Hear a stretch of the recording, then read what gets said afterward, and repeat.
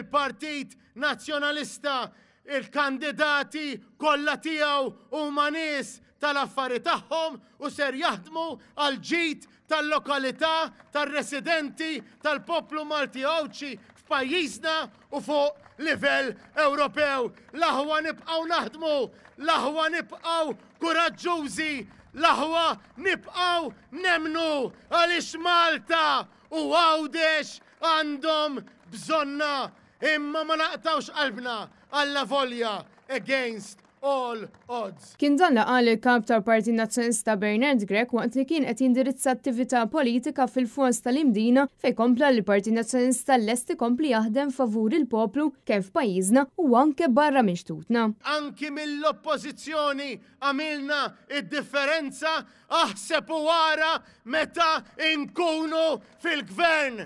Għamilna d-differenza b'żewġ deputati Ewropej aħseb u wara l-ankonna 3. Għamilna d-differenza fil-lokalitajiet fejn aħna mmexxu aħseb u wara l-ankunu qegħdin immexxu aktar lokalitajiet. U għanfaħħar id-diskors li għamlet il-President ta' Malta Miriam Spiteri de Bono fil-jum tal-ġurament. Min huwa parti mill-problema ma jistax ikun parti mis-soluzzjonijiet.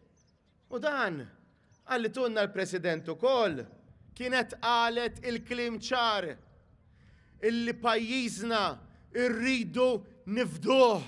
Kienet irreferit għal-qtil ta' Defni Caruana Galizja u tkellmet ċar dakinhar u kien għalhekk li jien dakinhar daħħal ta' frasi li Miriam Spiteri de Bono hemm bżonn li tokkupa kariga importanti u għolja f'dan il-pajjiż għaliex huma nies ta' integrità ġejjin mill-liema parti ġejjin li jistgħu biss flimkien jifdu lil pajjiżna.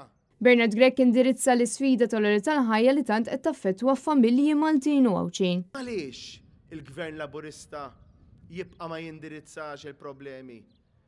Għaliex huwa mitluf wara żewġ affarijiet.